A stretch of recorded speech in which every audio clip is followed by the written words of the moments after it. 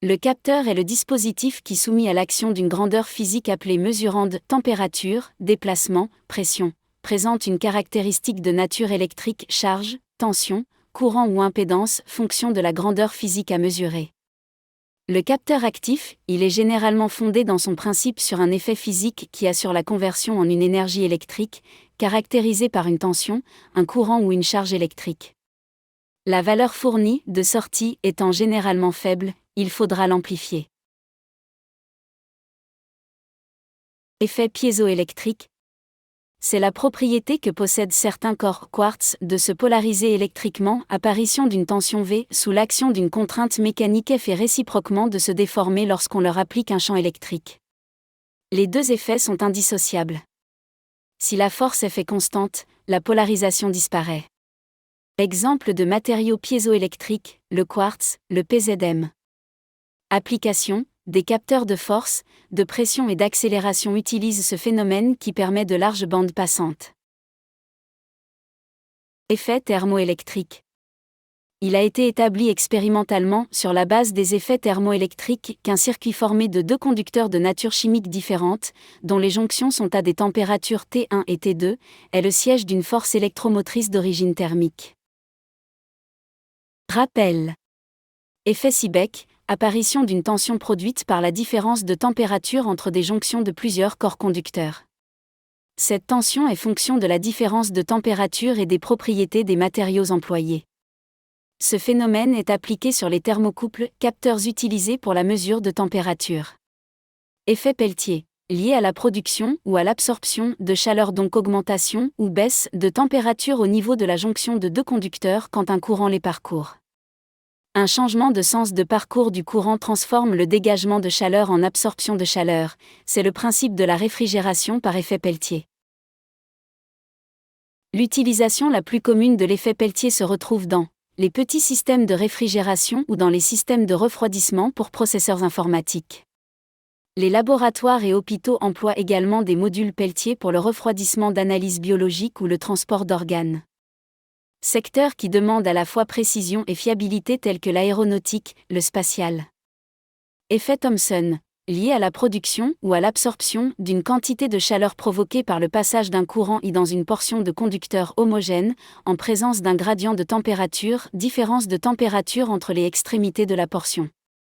Application, instrumentation, thermocouple, fluxmètre thermique, production d'électricité, générateur thermoélectrique. Effet pyroélectrique. Le phénomène de pyroélectricité se produit dans certains cristaux dits pyroélectriques. Le cristal pyroélectrique réagit au rayonnement thermique en changeant sa polarisation. Il y a accent grave à leur apparition d'une tension V, proportionnelle au rayonnement thermique. Un flux de rayonnement lumineux absorbé par un cristal pyroélectrique élève sa température, ce qui entraîne une modification de sa polarisation qui est mesurable par la variation de tension aux bornes d'un condensateur associé.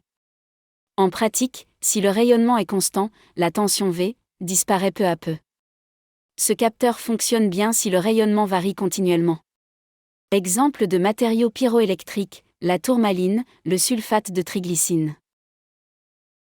Application, un capteur ou détecteur pyroélectrique est doté de deux cellules au moins, qui sont sensibles à la chaleur, rayonnement infrarouge. Le capteur est élaboré de telle sorte qu'il permet la détection de différences de chaleur entre les cellules qu'il comporte. Il est très utilisé dans les systèmes de détection de mouvement et de présence de personnes. Effet photoélectrique. On en distingue plusieurs, qui diffèrent par leur manifestation mais qui ont pour origine commune la libération de charges électriques dans la matière sous l'influence d'un rayonnement lumineux ou plus généralement électromagnétique, dont la longueur d'onde est inférieure à une valeur seuil, caractéristique du matériau. Selon la nature du dispositif éclairé, on distingue deux catégories d'effets photoélectriques. L'effet photoélectrique de surface ou effet photoélectrique externe. L'effet photoélectrique de volume ou effet photoélectrique interne. Effet photoélectrique de surface ou effet photoélectrique externe consiste à arracher les électrons d'un métal en leur fournissant une énergie supérieure à leur travail de sortie, travail nécessaire pour assurer leur sortie du métal. On l'appelle aussi l'effet photoémissif. Dans ce cas, l'électron photoexcité est éjecté hors du matériau.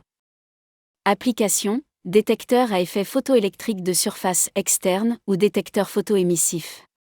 Dans ce genre de détecteur, l'énergie des photons du rayonnement lumineux est utilisée pour faire franchir aux électrons la barrière de potentiel, derrière laquelle ils sont confinés en l'absence de rayonnement, on parle de photoémission. Le détecteur est composé d'une photocathode et d'une anode qui réceptionnent le photocourant. Exemple, détection de mouvement par capteur photoémissif. Une LED se comporte électriquement comme une diode. Pour émettre la lumière, elle doit être polarisée en direct, soumise à une tension positive, à la tension seuil donc traversée par un courant. La caractéristique, VF montre que la tension de conduction de la diode LED est d'environ 1,5 V à 2 V. Pour cesser d'émettre la lumière, elle doit être polarisée en inverse, application d'une tension négative. À noter enfin que VR max égale 5 V, et que le courant traversant la LED détermine l'intensité lumineuse émise.